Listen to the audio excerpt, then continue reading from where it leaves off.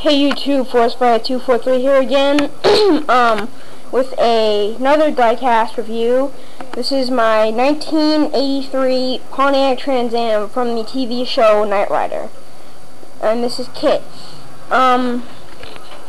Everything opens: the trunk, the hood, the doors, and it's got removable T-tops right here, right there. I'm gonna close them up. I'm gonna close this up right now. I'm gonna show you the front.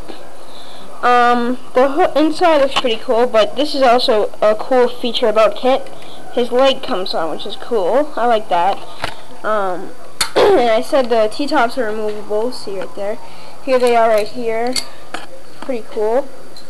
I'll put the T-tops back on so you can see what it looks like. Oop, almost fell in.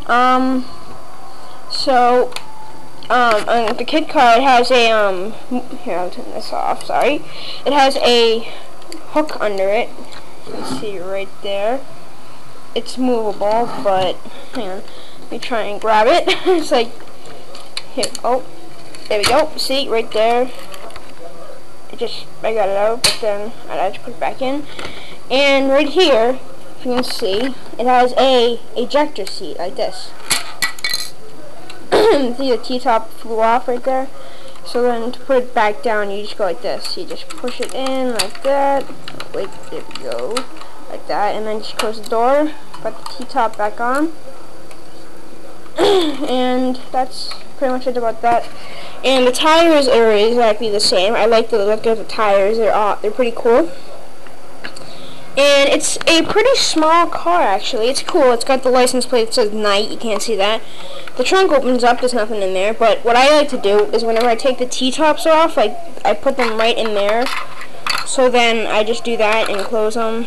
Close it like that. And now I've got T-top KITT. And it's pretty cool. And even though, like, if I take the T-tops out, it looks like this can come up, but nothing's under there. But still, pretty cool car. Under here, this blue thing right here is the switch to turn it on, even though it looks pretty funny. You just push that and the light comes on. So if anyone's got any questions, just tell me, and I'm just going to inform you this is my last diecast car or any video review for the rest of the month, because I really have nothing to talk about. I'm waiting for my birthday to get some new diecast cars, so I'll be doing another update on my movie cars, and I'll review each of them. And I said I'd review these on the other movie cars video, so I did all three of these cars, and this is the last one. So this is ForestFire243 here, saying good night and big balls, and I'll see you next month.